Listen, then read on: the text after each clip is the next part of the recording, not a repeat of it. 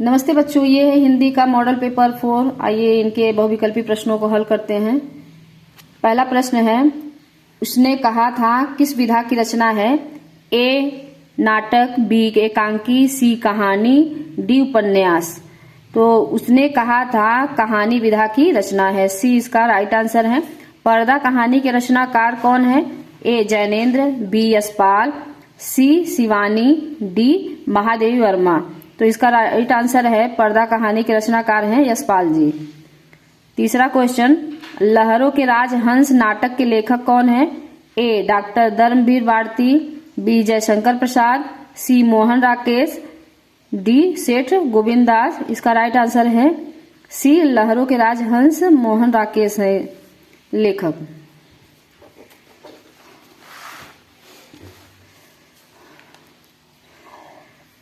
चौथा क्वेश्चन, ध्रुव स्वामिनी नाटक के रचनाकार कौन है? ए भुवनेश्वर, बी उदय शंकर भट्ट, सी जयशंकर प्रसाद, डी विष्णु प्रभाकर। तो इसका राइट आंसर है ध्रुव स्वामिनी के रचनाकार हैं जयशंकर प्रसाद जी। पांचवा, गीतावली के कवि का नाम बताना है। तो गीतावली के हैं तुलसीदास जी। छठवां क्वेश्चन, ग्रंथि के कवि का नाम बताना है। ए जयशंकर प्रसाद, बी महादेवी वर्मा, सी सुमित्रा नंदन पंत, डी सूर्यकांत त्रिपाठी निराला। ग्रंथि के कवि का नाम है सुमित्रा नंदन पंत, सी इसका राइट आंसर है।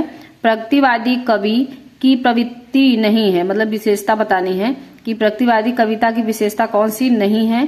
तो इसमें दिया है ए कि प्राचीन रूढ़ियों एवं मान्यताओं का विरोध, बी अमानवतावादी प्रवृत्ति, सी शोषण वर्ग के प्रति घृणा और शोषित के प्रति सहानुभूति, डी विद्रोह एवं क्रांति की भावना। तो प्रगतिवादी कविता की विशेषता नहीं है अमानवतावादी प्रवृत्ति। आठवां क्वेश्चन है, पद्माकर की प्रमुख रचना बताना है। तो ए है गंगा लहरी, बी बिहारी सतसई, सी रामचंद्रिका, डी रामचरितमानस। तो पद्माकर की प्रमुख रचना है गंगा लहरी, ए इसका राइट आंसर है। नौवां क्वेश्चन है, किस रस को रसराज कहा जाता है?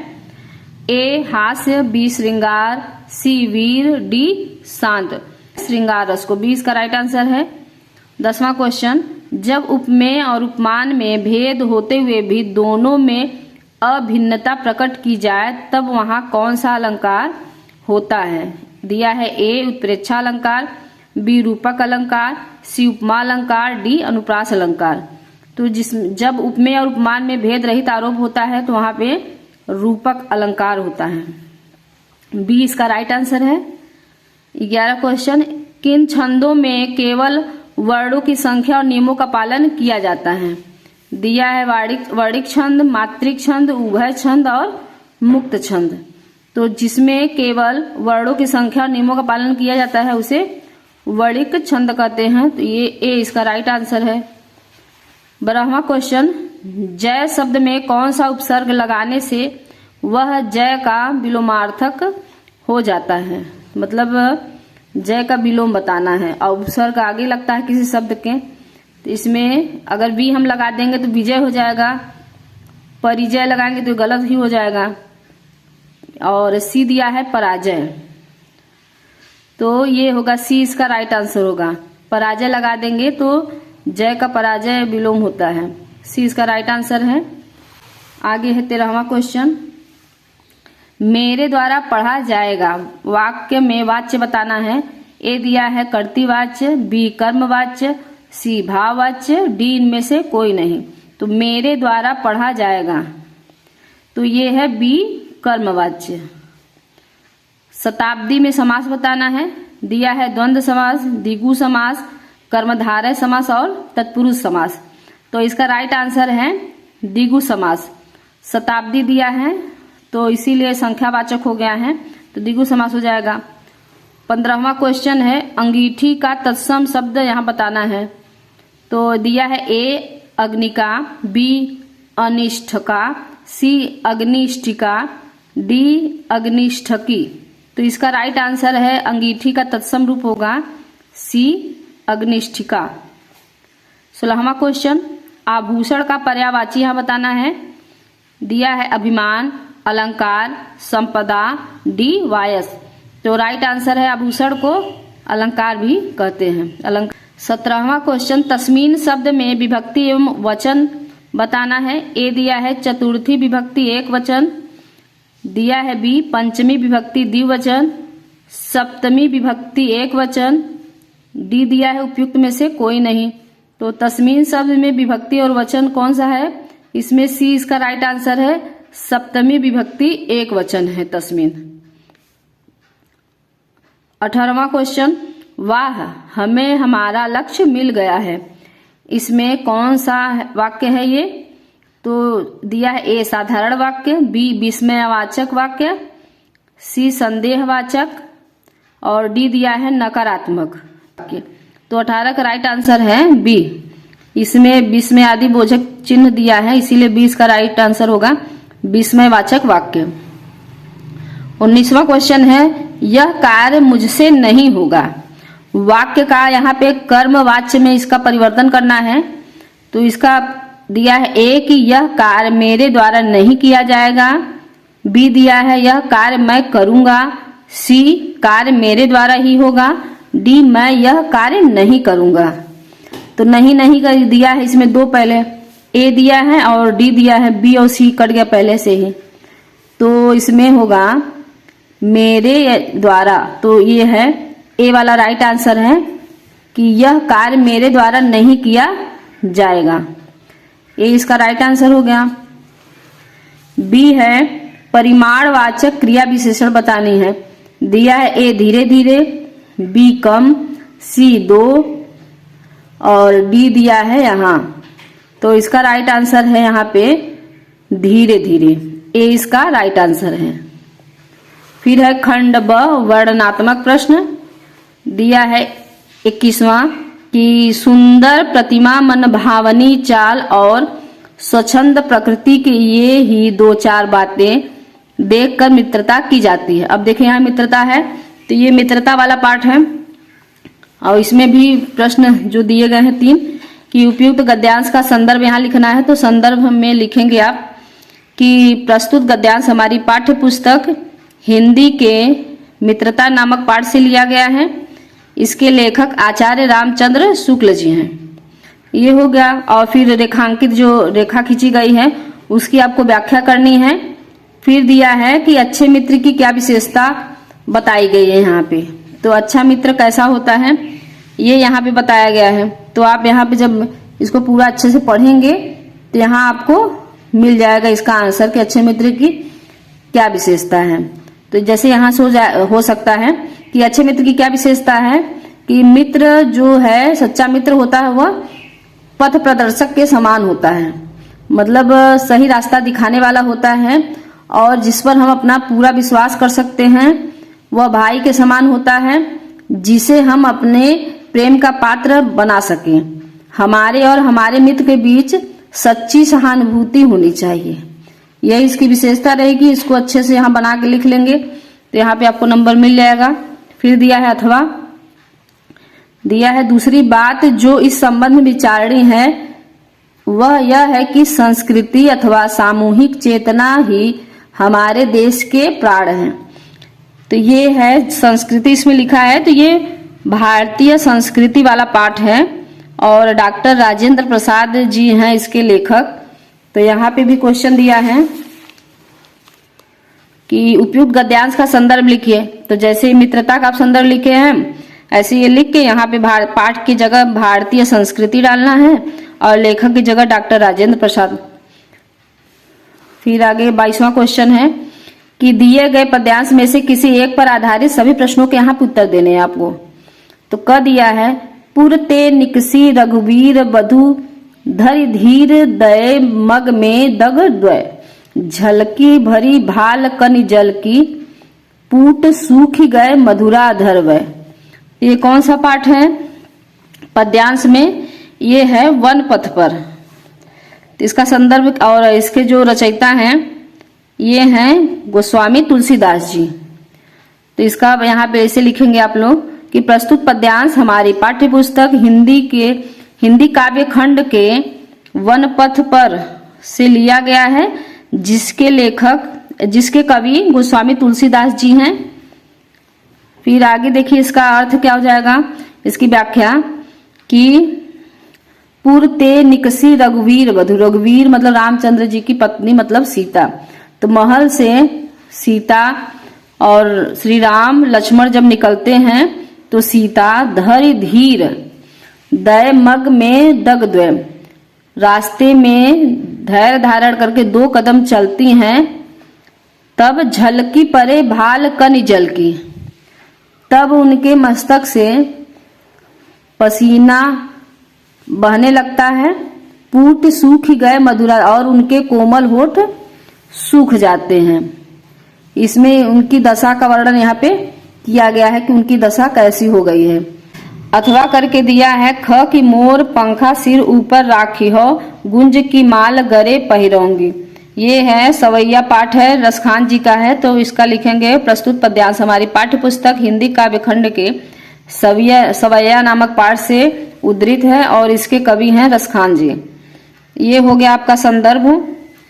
इसमें इसका अनुवाद देखिए कि क्या लिखना है व्याख्या में, कि एक गोपी दूसरे से कह रही है कि मैं मोर पंख अपने सिर पर धारण करूंगी और गुंजा की माला पहनूंगी और पीले वस्त्र को पहनकर हाथ में लाठी लेकर वन में गायों और ग्वालों के साथ घूमूंगी। भावतो वो ही मेरी रसखाने, वह श्री कृष्ण मुझे बहुत अच्छा लगता है। सो तेरे कहे सब स्वांग करूंगी, तो हे सखी मैं तुम्हारे करने पर ही सारा स्वांग करूंगी। तो इसमें भाषा आपको लिखनी रहेगी कि मतलब जैसे ये पूर्ते निक्सी वाला लिखा है कि इसमें भाषा क्या है, ब्रज भाषा है। शैली क्या है इसकी, चित्रात्मक है और मुक्तक है। गुण इसमें लिखाएगा, काव्य सौंदर्य में प्रसाद है और माधुर्य है। और शब्द शक्ति क्या है, लक्षणा है एवं व्यंजना है। और छंद सवैया है, इसमें अलंकार में अनुप्रास आएगा। और ये मोर पंख सिर ऊपर राखिबों में आएगा। भाषा इसमें ब्रज है और शैली मुक्तक है। गुण माधुर्य, रस इसमें श्रृंगार रस है और छंद क्या है, सवैया है। 23वां क्वेश्चन है कि दिए गए संस्कृत गद्यांशों में से किसी एक का संदर्भ सहित हिंदी में अनुवाद कीजिए। जैसे दिया है कि अस्माकम संस्कृते सदा गतिशीला वर्तते, हमारी संस्कृति हमेशा गतिशील है। तो ये कौन सा पाठ है, ये भारतीय संस्कृति वाला पाठ है। कैसे लिखेंगे इसका संदर्भ, कि प्रस्तुत गद्यांश हमारी पाठ्य पुस्तक हिंदी के संस्कृत खंड के भारतीय संस्कृति नामक पाठ से उद्धृत है या लिया गया है। इसका अर्थ देखिए क्या बनेगा कि अस्माकम संस्कृति सदा गतिशीला वर्तते, हमारी संस्कृति हमेशा गतिशील है। मानव जीवनम संस्कर्तुम, मानव जीवन को संवारने के लिए, ऐसा माने यह, यथा समय मतलब समय समय पर, नवाम विचारधारा, नए नए विचारधारा को स्वीकार करती है। नवाम शक्ति च प्राप्नोति, और नई शक्ति को प्राप्त करती है।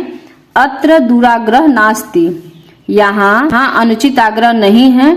यत माने जो, युक्त युक्तम ठीक है। कल्याणकारी च, और कल्याणकारी है। तदर्थ वही, सहर्षम मतलब सहर्ष मतलब खुशी से, गृहीतम भवति ग्रहण होता है। एतस्या गतिशीलताया रहस्यम, इसकी गतिशीलता का रहस्य मानव जीवनस्य शाश्वत मूल्येषु निहितम, इसकी गतिशीलता का रहस्य मानव जीवन के शाश्वत मूल्य में निहित है। तद यथा सत्यस्य प्रतिष्ठा, जैसे सत्य की प्रतिष्ठा, सर्वभूतेषु संभाव, समान सभी प्राणियों में समभाव, विचारेषु औदार्यम, विचारों में उदारता, आचार्य दृढ़ता, और आचरण में दृढ़ता। फिर अथवा किया है कि मानव जीवन से संस्करणम संस्कृति, ये भी भारतीय संस्कृति का ही है। इसका देखिए अनुवाद क्या होगा कि मानव जीवन से संस्करणम संस्कृति है, मानव जीवन को संवारना संस्कृति है। अस्माकम पूर्वजा, हमारे पूर्वज, मानव जीवनम संस्कर्तुम, मानव जीवन को संवारने के लिए, महानतम प्रयत्नम अकुर्वन्, महान प्रयत्न किए। ते अस्माकम जीवनस्य, वे हमारे जीवन को संस्करणाय माने संवारने के लिए, ज्ञान आचरण जिस आचरण माने आचरण को, और विचारान विचारों को, अदर्शयन मतलब प्रदर्शित किए, तत् सर्वम अस्माकं संस्कृति वह सब हमारी संस्कृति है। विश्वस्य स्रष्टा ईश्वरः एक एव इति विश्व के रचयिता ईश्वर एक ही है। भारतीय संस्कृति मूल इति माने ऐसा, ऐसा भारतीय संस्कृति का मूल है। विभिन्न मतावलंबिनः विभिन्न मतों के अनुयायी, विविधय नामाभि विभिन्न नामों से, एकम एव ईश्वर भजन्ते एक ही ईश्वर का भजन करते हैं। 24वां क्वेश्चन है, दिए गए संस्कृत श्लोकों में से किसी एक का संदर्भ सहित हिंदी में अनुवाद कीजिए। दिया है, रे रे चातक सावधान मनसा मित्र क्षणम श्रूयताम। ये है अनुयोक्ति विलासा पाठ। इसमें लिखना है कि प्रस्तुत श्लोक हमारी पाठ्य पुस्तक हिंदी के संस्कृत खंड के अनुयोक्ति विलासा नामक पाठ से उद्धृत है। इसका आइए देखते हैं अनुवाद कि हे चातक सावधान मन से क्षण भर सुनो। श्रुताम माने सुनो। अम्बोदा बहो वसंती गगने आकाश में बहुत से, अम्बोदा माने बादल, आकाश में बहुत से बादल होते हैं। सर्वे अपि न एतादृशा सब एक समान नहीं होते, मतलब सभी उदार नहीं होते, सभी उद्दानी नहीं होते हैं। केचिद वृष्टि भी आद्रयंती कुछ वर्षा करके वसुधा माने पृथ्वी को गीला करते हैं। गर्जंती केचिद वृथा और कुछ व्यर्थ ही गरजते हैं। यम यम पश्यति जिस जिस को देखते हैं। तस्य तस्य पुरतो माँ बूही दीनम वचन उससे दीन वचन मत बोलो।